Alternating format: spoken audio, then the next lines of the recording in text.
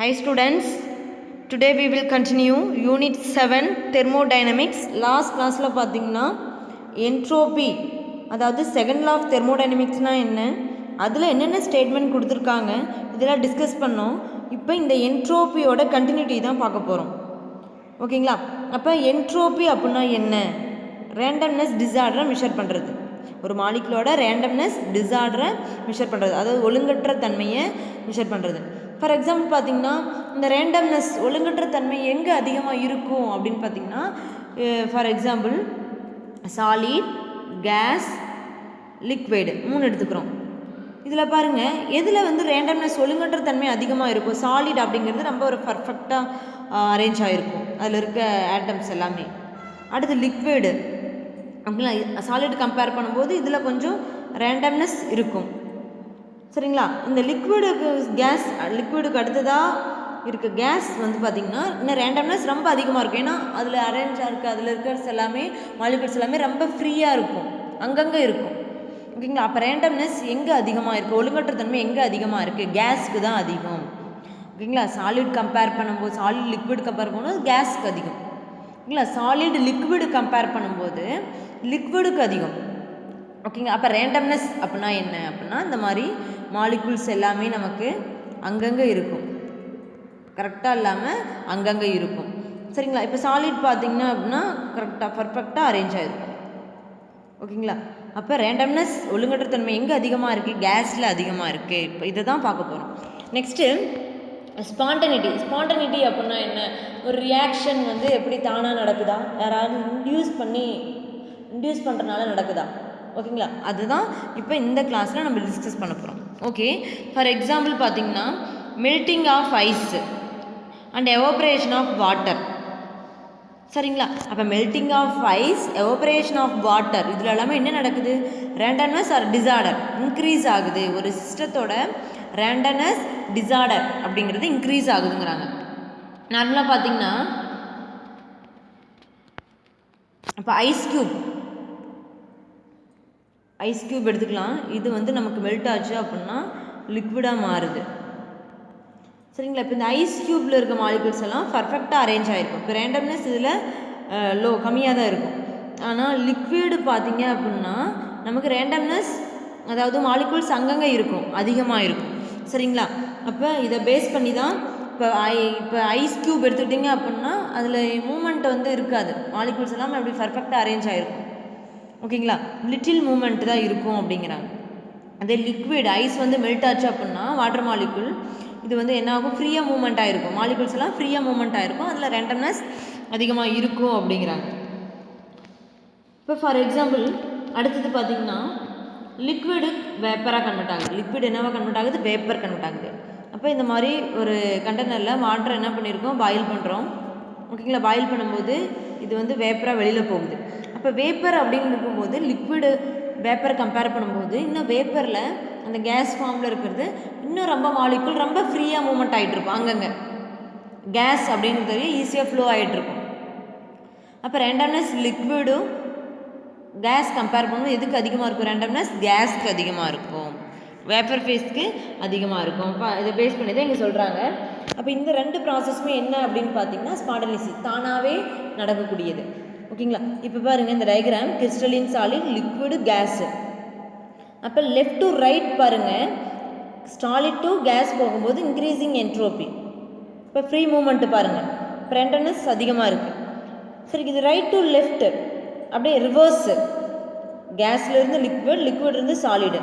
அப்போ என்ன நடக்குது நமக்கு அப்படின்னு பார்த்தீங்கன்னா ரேண்டம்னஸ் வந்து டிக்ரீஸ் ஆகுது. அதனால தான் என்ன சொல்லியிருக்காங்க, போக போக என்ட்ரோபி அதிகமாகிட்டே போகுது, டெல்லஸோட வேல்யூ அதிகமாகுது. அதனால தான் டெல்லஸ் 0 விட எப்படி இருக்குது? அதிகமாக இருக்குது. லெஃப்ட் டு ரைட்டு போகும்போது நமக்கு இன்க்ரீஸ் ஆகுது. ரைட் டு லெஃப்ட் வரும்போது பாருங்கள் டெல்லஸோட வேல்யூ நெகட்டிவில் இருக்குது, ஏன்னா டிக்ரீஸ் ஆகுது. ஓகேங்களா? ஏன்னா அந்த இடத்துல என்ன ஆகுது? ரைட் டு லெஃப்ட் வரும்போது நமக்கு கேஸ்லேருந்து லிக்விட்லேருந்து சாலிடு. அப்போ ரேண்டம்னஸ் வந்து குறைஞ்சிட்டே வருது. ஓகேங்களா? அப்போ ரேண்டம்னஸ் அதிகமாக இருந்தால் தான் பாசிட்டிவ். ரேண்டம்னஸ் குறைஞ்சிது அப்படின்னா அது என்னது? குறையுது. ஓகேங்களா, அது வந்து நெகட்டிவ். ஓகே, இப்போ நமக்கு வந்து ஃபஸ்ட்டு இப்போ என்ட்ரோபி ஏன் இன்க்ரீஸு, எதுலலாம் இன்க்ரீஸ், ஏன் பாசிட்டிவ் நெகட்டிவ் அப்படிங்கிறது நமக்கு தெரிஞ்சிருக்கும். Next topic standard entropy change. Standard entropy change, del S naught. என்ன simple, del S naught, standard entropy change. அப்போ ஸ்டாண்டர்ட் அப்படிங்கிறது நம்ம இது வரைக்கும் முன்னாடி எல்லாமே நம்ம பார்த்துட்டு வந்தது தான். ஓகேங்களா, ஸ்டாண்டர்ட் கண்டிஷன் அப்படின்னா என்ன, ஸ்டாண்டர்ட் ஹீட் ஆஃப் ஃபார்மேஷன். ஓகேங்களா, டெல் ஹெச் நாட் அப்படின்னா ஸ்டாண்டர்ட் கண்டிஷன். அப்போ என்ன சொல்லலாம், 298 கெல்வின் 1 bar ப்ரெஷர். சரிங்களா, அதில் எந்த அளவுக்கு சேஞ்ச் ஆகிருக்கு அதுதான் என்ட்ரோபி சேஞ்ச். ஸ்டாண்டர்ட் கண்டிஷனில் என்ட்ரோபி சேஞ்ச் அதுதான் ஸ்டாண்டர்ட் என்ட்ரோபி சேஞ்ச். ஸ்டாண்டர்ட் அப்படின்னாவே டெல் எஸ் நாட் மென்ஷன் பண்ணுறாங்க. நெக்ஸ்ட்டு இதில் பாருங்கள், it is possible to calculate the actual entropy of substance. ஒரு சப்ஸ்டன்ஸோட ஆக்சுவல் என்ட்ரோப்பியை நம்மளால் கால்குலேட் பண்ண முடியும். எப்போ அப்படின்னு பார்த்தீங்கன்னா எபோவ் 0 கெல்வின். எபோவ் 0 கெல்வினுக்கு மேலே எந்த டெம்பரேச்சர்லையும் நம்ம என்ன பண்ண முடியும், என்ட்ரோபி ஆக்சுவல் என்ட்ரோப்பியை கால்குலேட் பண்ணுறதுக்கு பாசிபிள் இருக்குது அப்படிங்கிறாங்க. Next absolute entropy of a substance. ஒரு சப்ஸ்டன்ஸ் வந்து அப்சல்யூட் என்ட்ரோபி அப்படின்னா 298 kelvin and 1 bar pressure is called standard entropy. Standard entropy அப்படின்னா 298 கெல்வின் 1 bar ப்ரெஷர். அப்போ 298 கெல்வின் 1 bar ப்ரெஷரில் சரிங்களா அப்சல்யூட் என்ட்ரோபி அப்படிங்கிறத என்ன சொல்கிறாங்க அப்படின்னு பார்த்தீங்கன்னா அந்த சப்ஸ்டன்ஸோட ஸ்டாண்டர்ட் என்ட்ரோபி அப்படிங்கிறாங்க. ஓகேங்களா, next third law of thermodynamics. இது வரைக்கும் ஃபஸ்ட் லா பார்த்தோம், செகண்ட் லா பார்த்துருக்கோம். நெக்ஸ்ட் நான் பார்க்க போகிறது third law thermodynamics, third law. சரிங்களா, அதில் வந்து என்ன பார்த்தீங்கன்னா அதில் நெர்ஸ்ட் அப்படிங்கிற சயின்டிஸ்ட்டு அப்சல்யூட் என்ட்ரோபி சரிங்களா, அதாவது எலமெண்ட் அப்படிங்கிறது 0வாக இருக்கும். Absolute entropy of elements is 0. எப்போ அப்படின்னு பார்த்தீங்கன்னா டெல்எஸ் வந்து 0வாக இருக்குமா. எப்போ அப்படின்னு பார்த்தீங்கன்னா ஒன்லி அட் 0 கெல்வின்.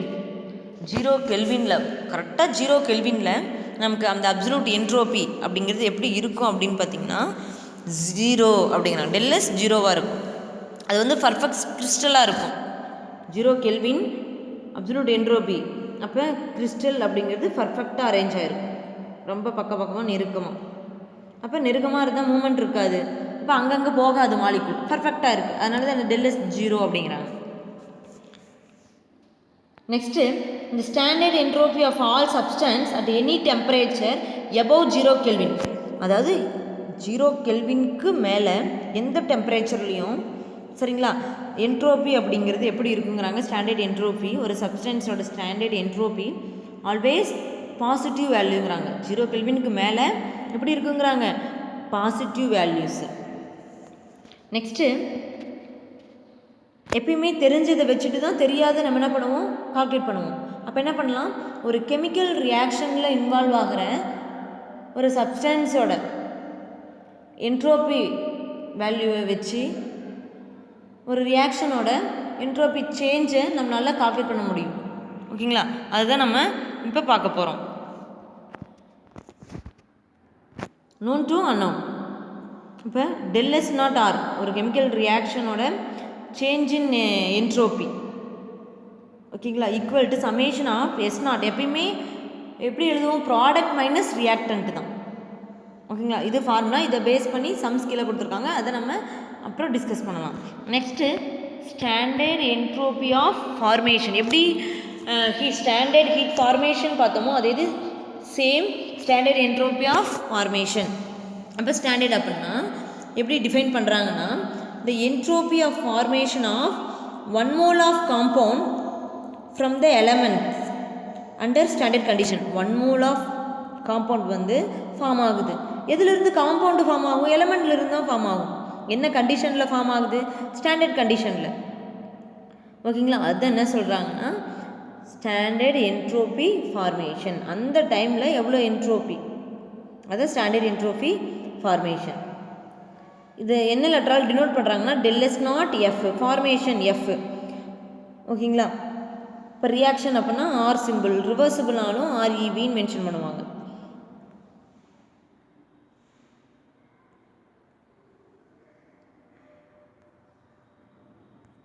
பாருங்கள் 7.6 சம் கொடுத்துருக்காங்க. Calculate the standard entropy change for the following reaction. இப்போ del S naught F என்ன கால்குலேட் பண்ணணும் அப்படின்னு பார்த்தீங்கன்னா ஸ்டாண்டர்ட் என்ட்ரோபி சேஞ்ச்.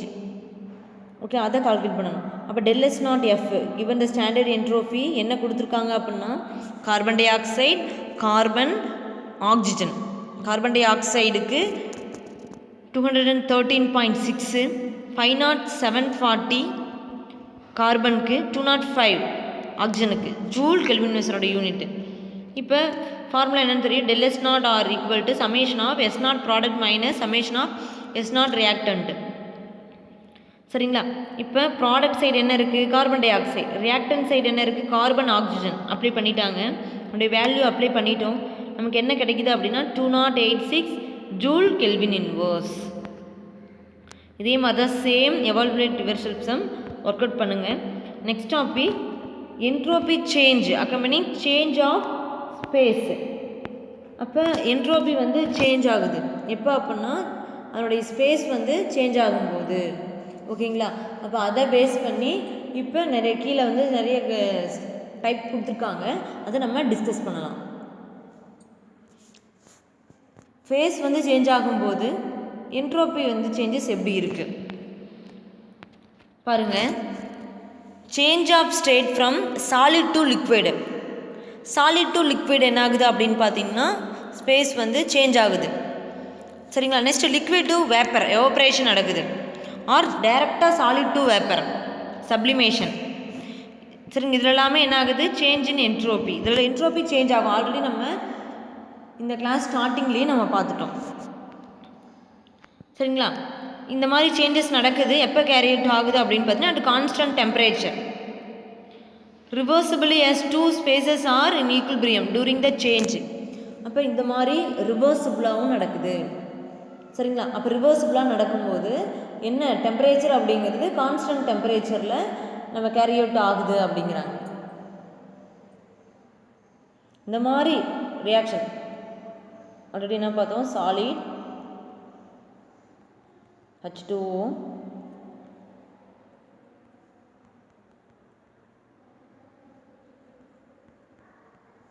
கான்ஸ்டன்ட் டெம்பரேச்சரில் கேரி அவுட் ஆகுது. ஓகேங்களா? இதனுடைய ஃபார்முலா நமக்கு தெரியும், entropy del S is equal Q divided by T.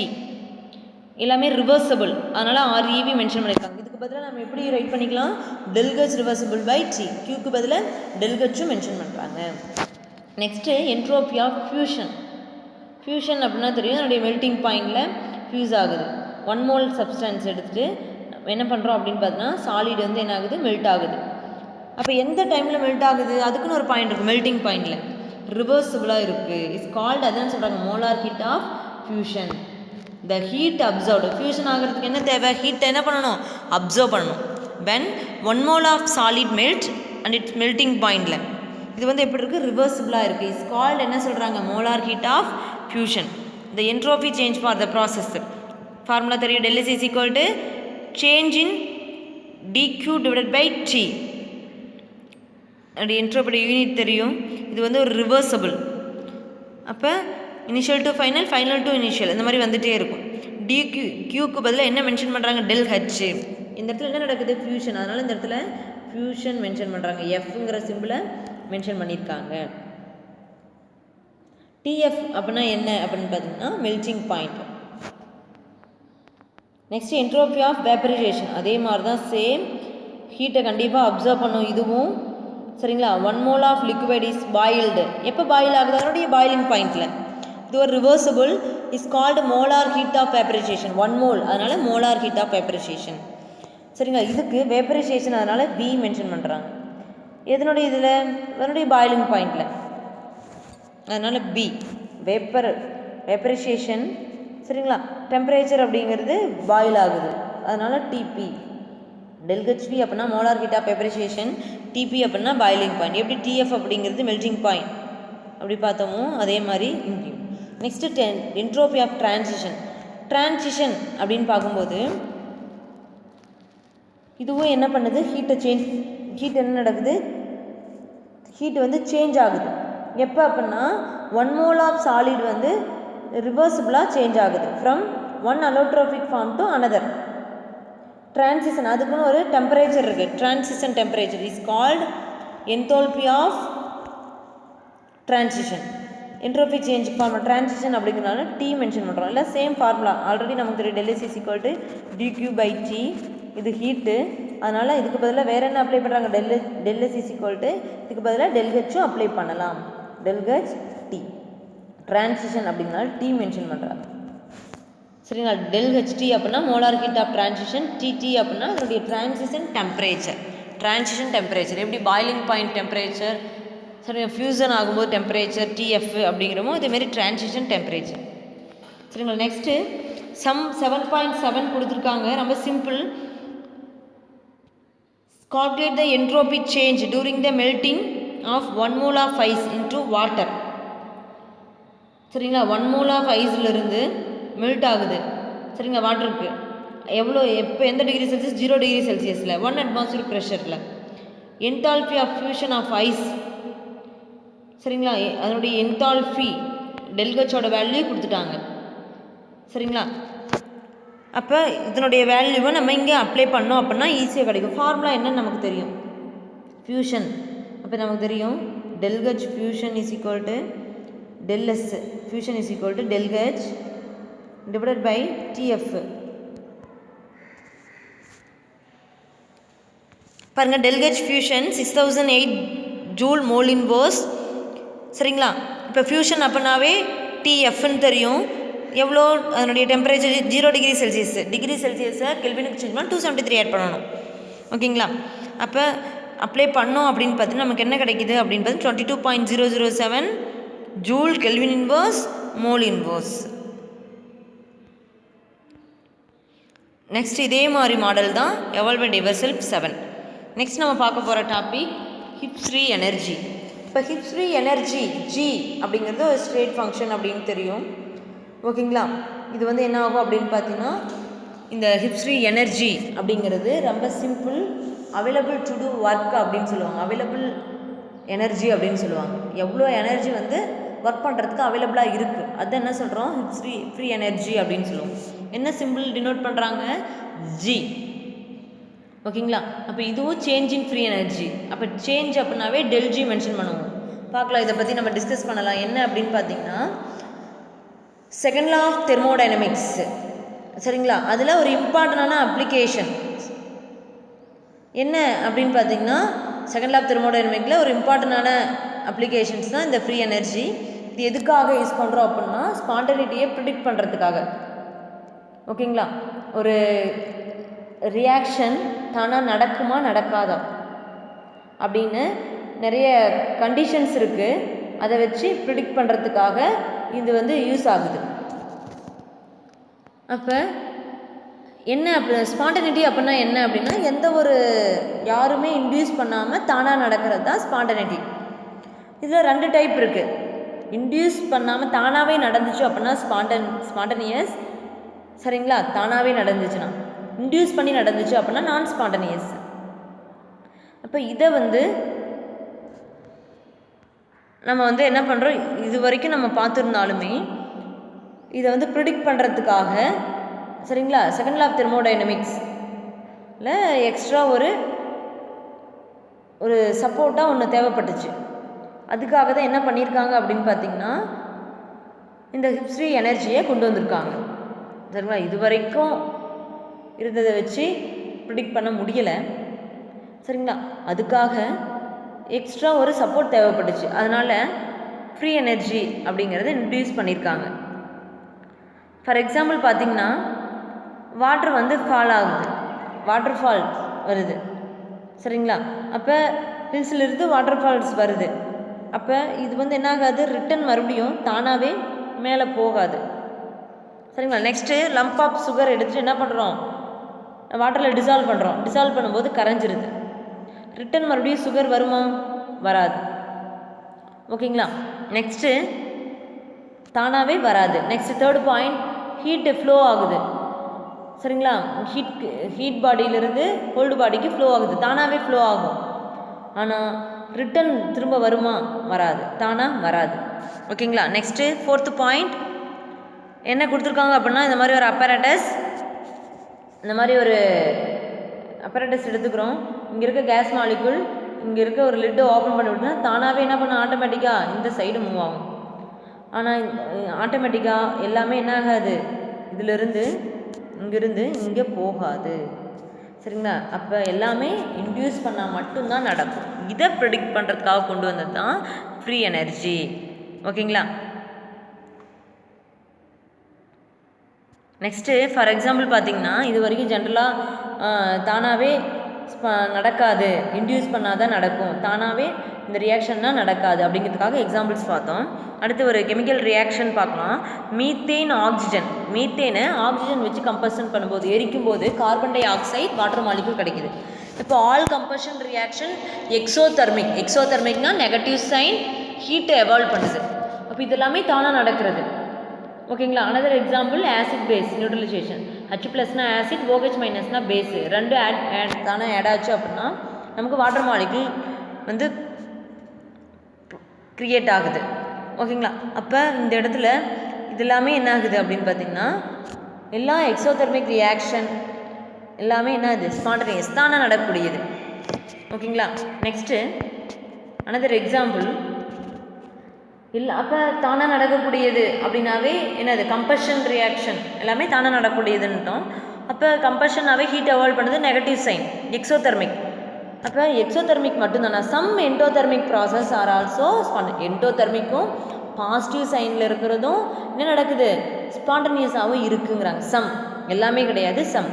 அப்போ என்ன ஆகுது, ammonium nitrate dissolve in water தானாகவே என்னவா ஆகுது அப்படின்னு பார்த்தீங்கன்னா ஸ்பான்டனியஸ் தானாகவே நடக்குது. அது என்ன சொல்கிறாங்க, எண்டோதெர்மிக். சரிங்களா? நிறைய எக்ஸாம்பிள்ஸ் பார்த்தோம்.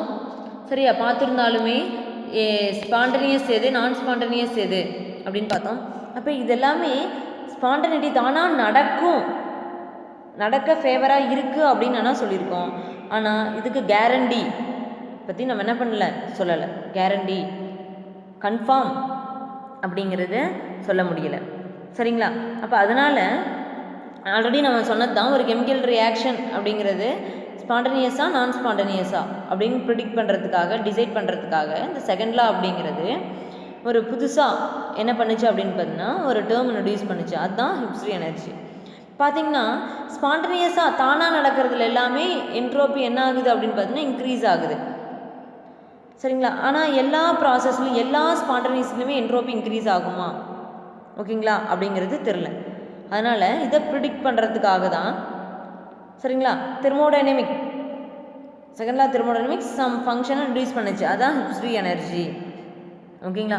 அப்போ ஹிப்ஸ் ஃப்ரீ எனர்ஜி அப்படின்னா என்ன சொல்லியிருக்கோம் அப்படின்னு பார்த்தீங்கன்னா எதுக்காக கொண்டு வந்தது அப்படின்னா ஃபைண்ட் யூஸ்ஃபுல் இன் ப்ரிடிக்டிங் த ஸ்பான்டனிட்டி. ஒரு ரியாக்ஷனோட ஸ்பான்டனிட்டியை ப்ரிடிக்ட் பண்ணுறதுக்கு ஹிப்ஸ் ஃப்ரீ எனர்ஜி என்ன, சிம்பிள் ஜி.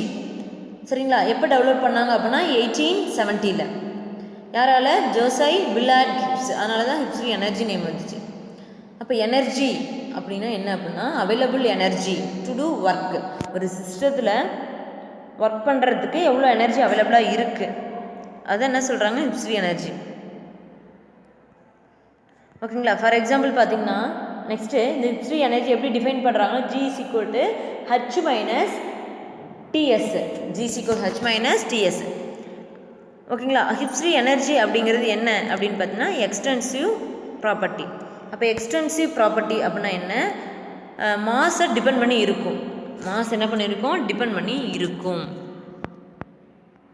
நெக்ஸ்ட்டு இது ஒரு ஸ்டேட் ஃபங்க்ஷன். அப்போ ஸ்டேட் ஃபங்க்ஷன் இனிஷியல் ஃபைனல் அப்படின்னு எடுத்துக்கும் போது இந்த 7.35 எப்படி எலாபரேட் பண்ணலாம் அப்படின்னு பார்த்தீங்கன்னா G2 - G1 final minus initial is equal H2 - H1 minus T S2 - S1. நமக்கு தெரியும். அடுத்த ஸ்டெப்பில் இது எப்படி எடுத்துக்கலாம், டெல் ஜின்னு எடுத்துக்கலாம். இது எப்படி எடுத்துக்கலாம், டெல் ஹெச். இது எப்படி எடுத்துக்கலாம், T del S. ஓகேங்களா? இப்போ இந்த டெல் ஜி எது கூட ரிலேட் பண்ணலாம் அப்படின்னு பார்த்தீங்கன்னா ரியாக்ஷன் ஸ்பான்டனிட்டி அது கூட என்ன பண்ணுறாங்க, ரிலேட் பண்ணுறாங்க. ஆல்ரெடி நமக்கு தெரியும் del S total equal to டோட்டல்னால் எப்படி, del S system plus surrounding ரெண்டும் சேர்ந்து தான் டோட்டல். ஓகேங்களா? இப்போ ரிவர்சபிள் ப்ராசஸ் ஆல்ரெடி நம்ம டிஸ்கஸ் பண்ணது தான். ரிவர்சபிள் ப்ராசஸாக இருந்துச்சுன்னா ஈக்குவல்பிரியமாக இருக்கும். Change in entropy universe is equal 0. அப்போ டெல்எஸ் டோட்டல் இஸ் ஈக்குவல் 0. அப்போ டெல்எஸ் டோட்டல் 0 இது எடுத்துட்டோம் அப்படின்னா டெல்எஸ் சிஸ்டத்தை இந்த பக்கம் வச்சுட்டு இந்த சைடு கொண்டு வரும்போது மைனஸ் டெல்எஸ் சரௌண்டிங், மைனஸ் டெல்எஸ் சரௌண்டிங். சரிங்களா? நெக்ஸ்ட் பாருங்கள், ஒரு ஸ்பான்டனியஸ் ப்ராசஸில் டெல்எஸ் டோட்டல் அப்படிங்கிறது எப்படி இருக்கும்? 0 விட அதிகமாக இருக்கும். தானாக நடக்கிறது எல்லாமே டெல்எஸ் எப்படி இருக்கும்? பாசிட்டிவ், அதிகமாக இருக்கும். அதில் ரேண்டம்னஸ் எப்படி இருக்குது? அதிகமாக இருக்கும். ஸோ டெல்எஸ் டோட்டல் 0 விட எப்படி இருக்குது? அதிகமாக இருக்குது. அப்போ இந்த ஸ்டெப் எப்படி வந்துச்சுன்னு தெரியும். சரிங்களா? ஈக்குவல்பிரியம் அப்படின்னாவே del G is equal 0, del S is equal 0 தான். அப்போ டெல்எஸ் டோட்டல் 0 அப்படின்னு எடுத்துக்கும் போது டெல்எஸ் சிஸ்டம் சரௌண்டிங் இந்த பக்கம் வரும்போது மைனஸ் டெல்எஸ் சரௌண்டிங். ஓகேங்களா? இப்போ ஒரு ஸ்பான்டனியஸ் ப்ராசஸ் அப்படின்னாவே தானாக நடக்கிறதுல என்ட்ரோபி அதிகமாக தான் இருக்கும். டெல்எஸ் அதிகமாக இருக்கும், 0 விட அதிகம். இப்போ டெல்எஸ் டோட்டலுக்கு நான் எப்படி எடுத்துக்கிறேன்? என்ன சப்ஸ்டிட் பண்ணுறேன்? டோட்டல் அப்படின்னா என்ன? டெல்எஸ் டோட்டல் அப்படின்னா டெல்எஸ் சிஸ்டம் ப்ளஸ் சரௌண்டிங் ரெண்டும் சேர்ந்தது தான் இது. அதனால் டெல்எஸ் டோட்டலுங்கிற இடத்துல நான் என்ன அப்ளை பண்ணிக்கிறேன்? டெல்எஸ் சிஸ்டம், டெல்எஸ் சரௌண்டிங். ஓகேங்களா? நெக்ஸ்ட் ஸ்டெப் பாருங்கள்.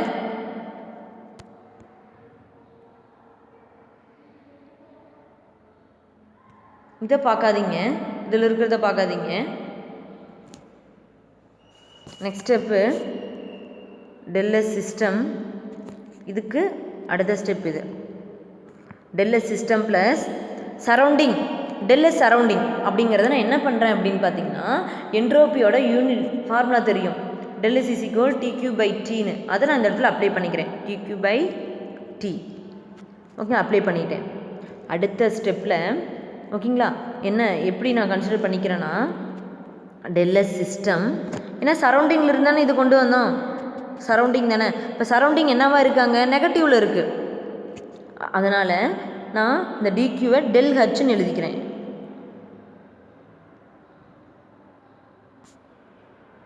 ΔH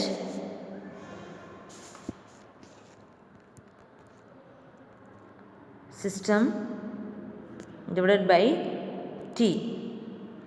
ஓகேங்களா? இந்த ஸ்டெப் வரைக்கும் இருக்கட்டும். இதுக்கு அடுத்த ஸ்டெப்பு இப்போ என்ன பண்ணுறேன்? இந்த T இந்த பக்கம் கொண்டு போகும்போது T டெல்எஸ் சிஸ்டம், T இந்த பக்கம் கொண்டு போகிறேன். ஓகேங்களா? அப்போ அடுத்த ஸ்டெப்பில் எப்படி எழுதிக்கலாம்? T இந்த பாருங்கள், T டெல்எஸ் system minus ΔH system. ஓகேங்களா? இது இந்த சிம்பிள்லாம் எங்கேயும் மாறாது, இப்படியே தான் இருக்கும். ஓகேங்களா? இந்த ஸ்டெப்புக்கு வந்துட்டோம். இதுக்கும் இந்த ஸ்டெப்பை கன்சிடர் பண்ணாதீங்க. இந்த ஸ்டெப்புக்கு பதிலாக நான் எழுதின ஸ்டெப்பை வச்சுக்கிங்க. இந்த ஸ்டெப்புக்கு முன்னாடி ஸ்டெப் எழுதிக்கலாம்.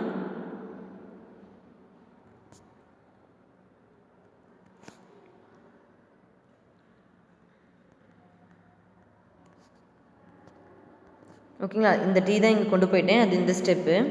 இந்த சிம்பிள் இப்படியே தான் இருக்கும். அடுத்தது பாருங்கள், இப்போ நான் காமனாக என்ன பண்ணிக்கிறேன் அப்படின்னு பார்த்தீங்கன்னா, மைனஸை வெளியே எடுத்துட்டேன். ஓகேங்களா? இப்போ மைனஸை வெளியே எடுத்துட்டேன் அப்படின்னு பார்த்தீங்கன்னா ΔH ப்ளஸில் இருக்கும், T டெல்எஸ் மைனஸில். அப்படியே ஆல்ரெடி நமக்கு தெரியும் ΔG அப்படின்னா ΔH மைனஸ் T டெல்எஸ்ன்னு. இப்போ என்ன பண்ணுறேன்னா, இந்த இதுக்கு பதிலாக நான் ΔGயை சப்ஸ்டிட் பண்ணுறேன். ஓகேங்களா? அப்போ ஸ்பான்டனியஸ் ப்ராசஸில் ΔG அப்படிங்கிறது எப்படி இருக்கும்? இது எப்படி இருக்குது? 0 விட, அதாவது நெகட்டிவில் கொடுத்துருக்காங்க. இந்த இடத்துல எப்படி கொடுத்துருக்காங்க? நெகட்டிவில் கொடுத்துருக்காங்க இந்த சைனில்.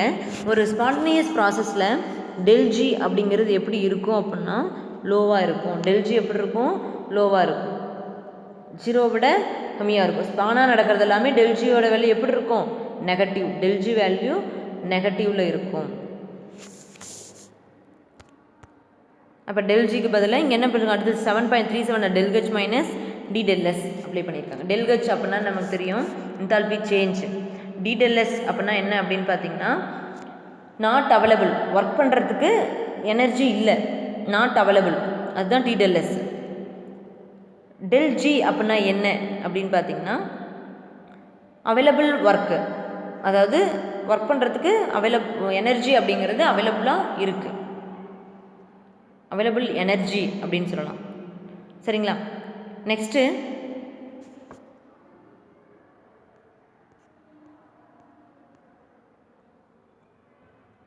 இப்போ ஸ்பான்டனியஸ் அப்படின்னா ΔG வந்து லெஸ்ஸாக இருக்கும், லெஸ் தானாக இருக்கும். நான் ஸ்பான்டனியஸ் அப்படின்னா ΔG வேல்யூ எப்படி இருக்கும், கிரேட்டர் தானாக இருக்கும், ஜீரோ விட எப்படி இருக்கும், அதிகமாக இருக்கும். ஓகேங்களா? அவ்வளோதான், சிம்பிள். தானாக நடக்கிறதுல எல்லாமே ΔG வந்து நெகட்டிவ் வேல்யூவில் இருக்கும். சரிங்களா? நான் ஸ்பான்டனியஸ் தானாக நடக்காதது எல்லாமே ΔG வேல்யூ எப்படி இருக்கும் அப்படின்னு பார்த்தீங்கன்னா பாசிட்டிவில் இருக்கும். இதுதான் condition. Next Gibbs free energy and the net work done by the system.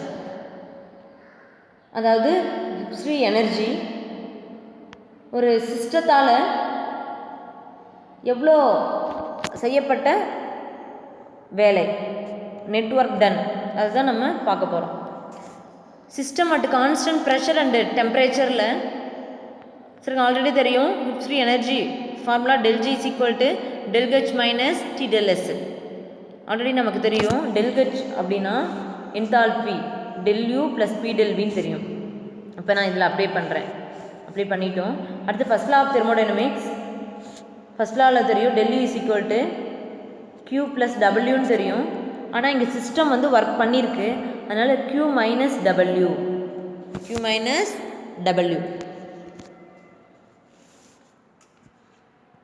மாற்றிக்கிங்க. இங்கே மிஸ்டேக்காக கொடுத்துருக்காங்க, Q மைனஸ் W தான் வரும். Next from second law of thermodynamics.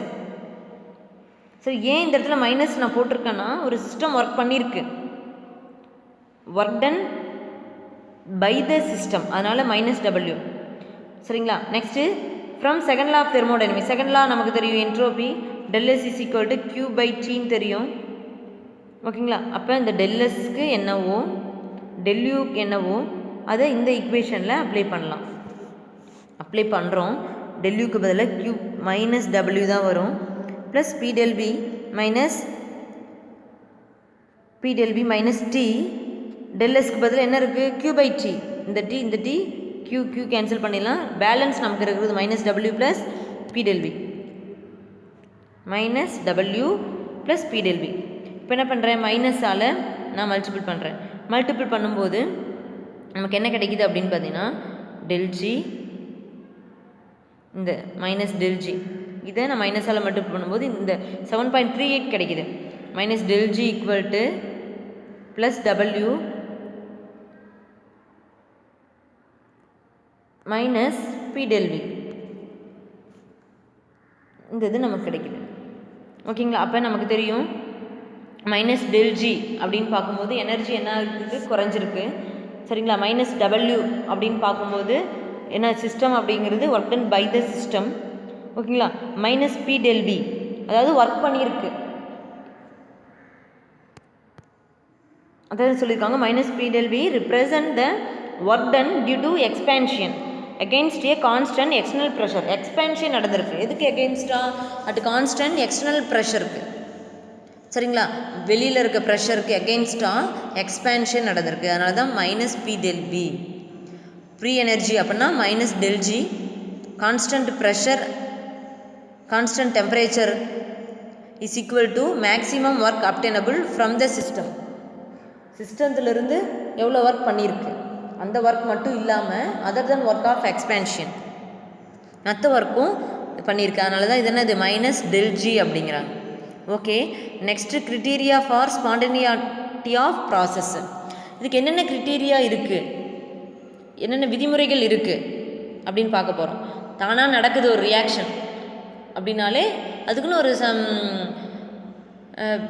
என்ன ஸ்பான்டனிட்டிக்கான ஒரு க்ரிட்டீரியா இருக்கும்.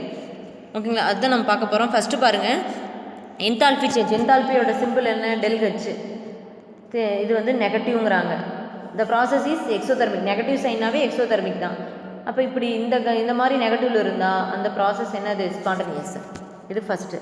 அடுத்தது பாருங்கள், என்ட்ரோபிக் சேஞ்ச். ΔS தெரியும், நமக்கே தெரியும். அப்போ எப்போ தானாக நடக்கிறது எல்லாமே என்ன நடக்கும்னு பார்த்தோம் நம்ம, என்ட்ரோபி இன்க்ரீஸு, பாசிட்டிவ். அப்போ பாசிட்டிவாக இருந்தால் ஸ்பான்டனிட்டியா, ஈஸி, சிம்பிள். சரிங்களா? அதுக்கு தான் நிறைய எக்ஸாம்பிள்ஸ் சொன்னோம்.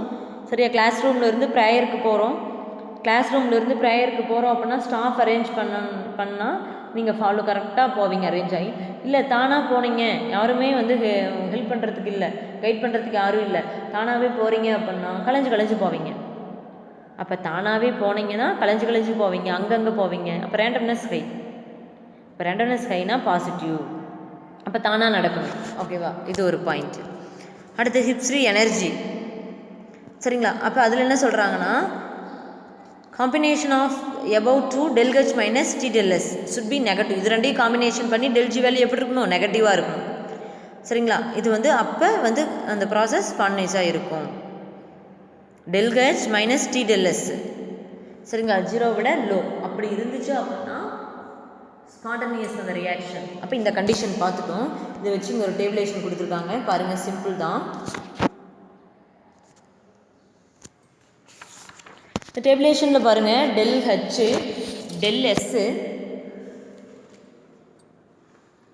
del G 3 வேல்யூ வச்சு நம்ம இதை வந்து எக்ஸ்பிளைன் பார்க்க போகிறோம்.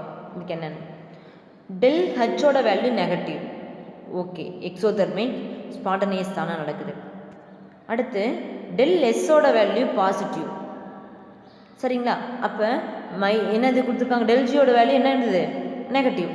அட் ஆல் டெம்பரேச்சர், எல்லா டெம்பரேச்சர்லேயுமே ஸ்பான்டேனியஸ் அட் ஆல் டெம்பரேச்சர், தானாகவே எல்லா டெம்பரேச்சர்லேயும் தானாகவே நடக்கும். அப்போ என்னது, ஓசோன் O3 அப்படின்னாவே என்னது, ஓசோன் கேஸ் என்னவா கன்வெர்ட் ஆகுது, O2வா கன்வெர்ட் ஆகுது. சரிங்களா, அப்போ இதை வந்து என்னது ஸ்பான்டேனியஸுங்கிறாங்க, தானாகவே நடக்குங்கிறாங்க. ஓகே, அடுத்தது பாருங்கள், மைனஸ் மைனஸ் del Hக்கு என்ன மைனஸ், del Sக்கு மைனஸ். இப்போ பாருங்கள், சிம்பிள் அப்ளை பண்ணலாம் ஃபார்முலாவில். del G is equal to del H minus T del S, இதுதான் ஃபார்முலா. ஓகேங்களா, இப்போ பாருங்கள், del Hக்கு என்ன கிடைச்சிருக்கு, மைனஸ். ஆல்ரெடி ஃபார்முலாவில் ஒரு மைனஸ்ஸு. del Sக்கு என்ன T வச்சுக்கலாம், del Sக்கு என்ன கிடைச்சிருக்கு, மைனஸ்ஸு. இப்போ மைனஸ் மைனஸ் என்ன ஆகுது, ப்ளஸ்ஸு. அப்போ மைனஸ் ப்ளஸ்ஸு ரெண்டுமே del Gக்கு. அப்போ மைனஸ் அப்படிங்கிறது low temperature, at low temperature. அப்போ ஸ்பான்டேனியஸ் லோ டெம்பரேச்சரில் என்ன நடக்குது, ஸ்பான்டேனியஸ். ஏன்னா del Gயும் எப்படி இருக்கணும், நமக்கு நெகட்டிவாக இருக்கணும். அப்படி இருந்தால் என்ன சொல்கிறாங்க, spontaneous low temperature, absorption of gas. அடுத்து பாசிட்டிவ் அப்படின்னா நான் ஸ்பான்டேனியஸ், del Gயோட வேல்யூ பாசிட்டிவ் அப்படின்னாலே என்னது, அது நான் ஸ்பான்டேனியஸ் அட் ஹை டெம்பரேச்சரில். ஓகேங்களா, நெக்ஸ்ட்டு பாருங்கள், del H positive, del S positive, del G அப்படிங்கிறது ரெண்டு சைனில் கொடுத்துருக்காங்க. எப்படின்னா ஃபார்முலா தெரியும், del G is equal to del H minus T del S. என்ன சொல்லியிருக்காங்க, del H என்ன இருக்குது, பாசிட்டிவ், ஆல்ரெடி கொடுத்துருக்க சைன் இங்கே T, del Sஓட வேல்யூ என்னது, பாசிட்டிவ். அப்போ என்னென்ன சைன் நமக்கு இருக்குது, பாசிட்டிவ் நெகட்டிவ் ரெண்டு சைன் இருக்குது. ஓகேங்களா, அப்போ நமக்கு தெரியும் del Gயோட வேல்யூ பாசிட்டிவ் அப்படின்னா நான் ஸ்பான்டேனியஸ். எந்த temperature, low temperature, melting of solid. Ice வந்து மெல்ட் ஆகுது அப்படின்னாவே என்ன, ஹீட்டை அப்சர்வ் பண்ணணும். அப்போ எப்போ, ஹை டெம்பரேச்சரில் தான். அப்போ ஹை டெம்பரேச்சரில் ஹீட்டை அப்சர்வ் பண்ணிவிட்டு தானாகவே என்ன ஆகுது, மெல்ட் ஆகுது.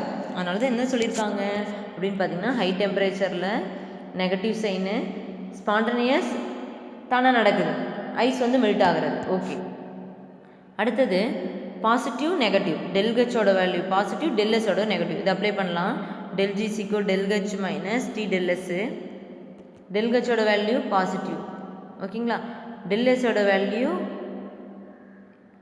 நமக்கு என்ன கிடைக்குது அப்படின்னு பார்த்தீங்கன்னா, del H பாசிட்டிவ், ஃபார்முலாவில் அப்ளை பண்ணுறோம். T del Sஓட value negative, minus minus plus. இப்போ ஓவராலாக del Gயில் என்ன தான் இருக்குது, ப்ளஸ்ஸு. அப்போ ப்ளஸ்னாவே non spontaneous at all temperature. அவ்வளோதான், சிம்பிள். ஓகேங்களா, அப்போ இதை வச்சு del H del S value வச்சு இந்த டெம்பரேச்சர் யூஸ் பண்ணி இந்த ரியாக்ஷன் வந்து நடக்குமா, ஸ்பான்டேனியஸாக நான் ஸ்பான்டேனியஸாக அப்படிங்கிறது நம்மளால் ப்ரிடிக்ட் பண்ண முடியும். அப்போ இதெல்லாம் ப்ரிடிக்ட் பண்ண நம்மளால் இந்த ரியாக்ஷன் எவ்வளோ டைமில் நடக்குது, 1 ஹவரா 2 ஹவரில் நடக்குமா, அப்படிங்கிறத சொல்லலை இந்த தெர்மோடைனமிக்ஸில். அதை தான் நம்ம 12th போய் கெமிக்கல் கைனடிக்ஸ் அப்படிங்கிற ஒரு லெசன் இருக்குது, அதில் நம்ம டெரைவ் பண்ணி நம்ம எவ்வளோ டைமு அப்படிங்கிறத நம்ம பார்க்க போகிறோம். இங்கே எதுவும் சொல்லலை. ஓகேங்களா. நெக்ஸ்ட் இதை பேஸ் பண்ணி சம்ஸ் கொடுத்துருக்காங்க. ஆல்ரெடி மேலே என்ட்ரோபியில் என்ன சம் பார்த்தோமோ அதே தான். என்ன ஃபார்முலா சிம்பிள் மட்டும்தான் மாறுது. அங்கே ΔS0 reaction equal to summation of S0 product minus S0 ரியாக்டர்னு பார்த்தோம். ஆனால் இங்கே ஓகேங்களா அதுக்கு பதில் G0 மென்ஷன் பண்ணுறோம், அவ்வளோதான். ஓகேங்களா. இப்போ இந்த இடத்துல ஒரு சின்ன சேஞ்சஸ் தான். என்னென்னா இந்த O2க்கு நம்ம என்ன பண்ணுறோம், 0 போட்டிருக்கோம். என்ன சொல்லியிருக்கோம், எலமெண்டல் ஃபார்மில் இருக்கிறது எல்லாமே 0ன்ட்டோம். அதனால் இந்த இடத்துல 0, ரிமைனிங் வேல்யூ சப்ஸ்டிட் பண்ணிங்கன்னா சேம் மெத்தட் தான். அப்போ டெல்ஜியோட வேல்யூ நெகட்டிவில் கிடைக்குது. இப்போ நெகட்டிவில் கிடைந்த அந்த ரியாக்ஷன் ஸ்பான்டனியஸ் தானாக நடக்கும். அதே பேஸ் பண்ணி எவ்வளோ டிவர்சல் sum. Next relationship between standard free energy change.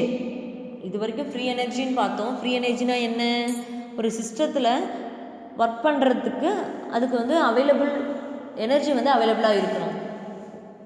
ஓகேங்களா. இப்போ energy available to do work பண்ணுறதுக்கு எனர்ஜி அவைலபிளாக இருந்துச்சு அப்படின்னு பார்த்தீங்கன்னா அதுதான் ஃப்ரீ எனர்ஜி. அப்போ ஸ்டாண்டர்ட் ஃப்ரீ எனர்ஜி, ஸ்டாண்டர்ட் அப்படின்னாவே நாட் மென்ஷன் பண்ணுவோம். அதுக்கும் அண்ட் ஈக்குலிபிரியம் கான்ஸ்டன்ட் KEQ அப்படின்னா என்னென்னா கான்ஸ்டன்ட்டு K, EQ அப்படின்னா ஈக்குலிபிரியம். ஒரு ரியாக்ஷன் ஈக்குலிபிரியம் இருக்குது. ஃபார் எக்ஸாம்பிள் பார்த்தீங்கன்னா ரிவர்சபிள் ஒரு ரியாக்ஷன், சரிங்களா. அப்போ சிஸ்டம் அப்படிங்கிறது எப்படி இருக்கும், பர்ஃபெக்ட் ஈக்குலிபிரியத்தில் இருக்கும். எதோட, சரௌண்டிங்கோட அந்த சிஸ்டம் அப்படிங்கிறது பர்ஃபெக்ட் ஈக்குலிபிரியத்தில் இருக்கும். ஏன்னா reversible, reactant to product, product to reactant. அப்போ அந்த ரிவர்சபிள் கெமிக்கல் ரியாக்ஷனில் கேரி அவுட் பண்ணும்போது அந்த டைரக்ஷன் வந்து எப்படி இருக்கும், சைமல்டேனியஸாக இருக்கும், டைனமிக் ஈக்குலிபிரியம் இருக்கும். For example H2O solid equilibrium, இந்த சிம்பிள் என்ன மென்ஷன் பண்ணுது, சமமாக இருக்குது. H2O லிக்விடு, ரியாக்டன்லேருந்து ப்ராடக்ட் போகும், ப்ராடக்ட்லேருந்து ரியாக்டன் போகும். அது சேம் டைம் ரியாக்டன்லேருந்து ப்ராடக்ட் போகிற சேம் டைம் ப்ராடக்ட்லேருந்து ரியாக்டன்ட்டு கன்வெர்ட் ஆகும், சைமல்டேனியஸாக நடக்கும். அது என்ன சொல்கிறாங்க, ஈக்குலிபிரியம், டைனமிக் ஈக்குலிபிரியம். ஓகேங்களா. இதெல்லாமே டைனமிக் ஈக்குலிபிரியம் எல்லாமே செகண்ட் வால்யூமில் படிப்போம். ஓகே. நெக்ஸ்ட்டு அப்போ இந்த மாதிரி ரியாக்ஷன் வந்து கேரி அவுட் ஆகும்போது போத் டைரக்ஷன்லேயுமே நமக்கு என்ன ஆகணும், ஃப்ரீ எனர்ஜி டிக்ரீஸ் ஆகணும். ஆனால் இது வந்து என்ன சொல்கிறாங்க, இம்பாசிபிள்ங்கிறாங்க. Possible only if at equilibrium the free energy of system is minimum. Free energy of system minimum அப்படிங்கிறாங்க. ஓகேங்களா.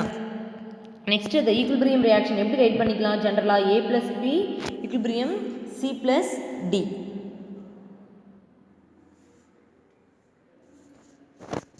நெக்ஸ்ட் பாருங்கள், the free energy change of above reaction in any state ΔG வந்து இந்த ஃப்ரீ எனர்ஜி சேஞ்ச் ΔGன்னு சொல்லுவோம். அதை எது கூட relate பண்ணுறாங்க அப்படின்னு பார்த்தீங்கன்னா ஸ்டாண்டர்ட் ஃப்ரீ எனர்ஜி சேஞ்ச் கூட.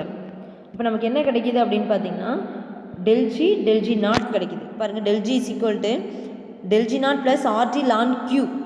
அப்போ RT ln Q அப்படிங்கிறோம். ΔGனா ஃப்ரீ எனர்ஜி, ΔG0னா standard free energy. Standard condition 290 Kelvin 1 bar ப்ரெஷரில் எவ்வளோ எனர்ஜி சேஞ்ச் ஆகுது. நெக்ஸ்ட்டு Q அப்படிங்கிறத புதுசாக பார்க்க போகிறோம். இது ஒரு இம்பார்ட்டன்ட் 2 மார்க். Q அப்படின்னா என்ன, ரியாக்ஷன் கோஷியன்ட். இது எப்படி டிஃபைன் பண்ணலான்னா the ratio of concentration of the product to the concentration of the reactant under non equilibrium condition. ஒரு நான் ஈக்குலிபிரியம், அது வந்து நான் ஈக்குலிபிரியமாக இருக்குது, சமமாக இல்லை. ஓகேங்களா. இப்போ அந்த மாதிரி ஒரு ஈக்குவேஷனில் இருக்க ப்ராடக்டோட கான்சன்ட்ரேஷன் டிவைடட் பை ரியாக்டன்ட்டோட கான்சன்ட்ரேஷன், அதுதான் ரியாக்ஷன் கோஷியன்ட். நான் ஈக்குலிபிரியம் ரொம்ப இம்பார்ட்டன்ட் வேர்டு. ஈக்குலிபிரியம் அப்படின்னா ஈக்குலிபிரியம் கான்ஸ்டன்ட், நான் ஈக்குலிபிரியம் அப்படின்னா ரியாக்ஷன் கோஷியன்ட். இது செகண்ட் வால்யூமில் படிப்பீங்க, ரொம்ப ரொம்ப இம்பார்ட்டன்ட் 2 மார்க் கொஷின். ஓகேங்களா. நெக்ஸ்ட்டு இந்த ΔG ஈக்குலிபிரியமில் இருந்துச்சு அப்படின்னா ஃப்ரீ எனர்ஜி நமக்கு தெரியும், ΔG is equal 0. அப்போ ΔG equal to 0, ΔGக்கு 0 வந்துச்சு அப்படின்னா ரிமைனிங் ΔG0 இந்த சைடு வச்சுக்கிட்டிங்கன்னா இந்த RT ln Q இந்த பக்கம் வந்து -RT ln Q. அதனால தான் நமக்கு இந்த ஈக்குவேஷன் கிடச்சிருக்கு. சரிங்களா. நெக்ஸ்ட்டு இந்த லானை லாகாக கன்வெர்ட் பண்ணும்போது -2.303 ஆட் பண்ணுவோம் எல்லா இடத்துலையும், எல்லா சம்லேயுமே. இந்த லானை லாகாக கன்வெர்ட் பண்ணுறதுக்காக இந்த வேல்யூ ஆட் பண்ணியிருக்காங்க முன்னாடி. சரிங்களா? திஸ் ஈக்குவேஷன் தான் என்ன சொல்கிறாங்க, இந்த equation, this equation is known as van't Hoff equation. Van't Hoff equation second வால்யூவில் படிக்க போகிறோம், இங்கேயே தெரிஞ்சுக்கிங்க. del G not equal to -RT ln K equilibrium. ஓகேங்களா? லானை லாகாக கன்வெர்ட் பண்ண -2.303 ஆட் பண்ணுவோம், 7.40. சரிங்களா? இப்போ என்ன ஆல்ரெடி நமக்கு தெரியும், del G அப்படின்னாவே del H - T del S நாட்டு. ஓகேங்களா? அப்போ இதுக்கு பதிலாக -RT ln K equilibrium. இதுதான் del Gக்கும் del G நாட்டுக்கும் உள்ள ரிலேஷன்ஷிப். இதை பேஸ் பண்ணி சம் del G நாட்டில் ரொம்ப சிம்பிள். என்ன ஃபார்முலா அப்படின்னு பார்த்தீங்கன்னா, என்ன கால்குலேட் பண்ண சொல்லியிருக்காங்க, calculate del G naught for the conversion of oxygen to ozone 3/2 O2 equilibrium O3 at 298 Kelvin. Temperature கொடுத்துருவாங்க, ஃபார்முலா இதுதான். டெம்பரேச்சர் கொடுத்துருவாங்க, கேஸ் கான்ஸ்டன்ட் வேல்யூ நமக்கு தெரியும் 8.314ன்னு. ஓகேங்களா? கேவோட வேல்யூ கொடுத்துட்டாங்க. சரிங்களா? அப்போ டைரெக்டாக அப்ளை பண்ணால் முடிஞ்சுது. ஆரோட வேல்யூ 8.314, கேபியோட வேல்யூ கொடுத்துருங்க, டெம்பரேச்சர் கொடுத்துட்டாங்க. இப்போ del G நாட்டில் அப்ளை பண்ணிங்க அப்படின்னா நமக்கு final value 16.3 kilo joule mole inverse கிடைக்குது. சரிங்களா? இந்த இடத்துல நமக்கு கிடைச்சிருக்க ஆன்சர் வந்து ஜூல் மோல் இன்வர்ஸில் கிடைச்சிருக்கு. ஏன் கிலோ ஜூல் அப்படின்னா நமக்கு ஜூலை கிலோ ஜூலாக கன்வெர்ட் பண்ணுங்க, 10⁻³ ஆட் பண்ணியிருக்காங்க, அதனால் 3 டிஜிட் பேக் போயிருக்கு. சரிங்களா? நெக்ஸ்ட்டு இந்த லெசனோட லாஸ்ட் டாபிக் அப்படின்னா third law of thermodynamics. Simple third law of thermodynamics அப்படிங்கிறது ஆல்ரெடி நமக்கு தெரியும்.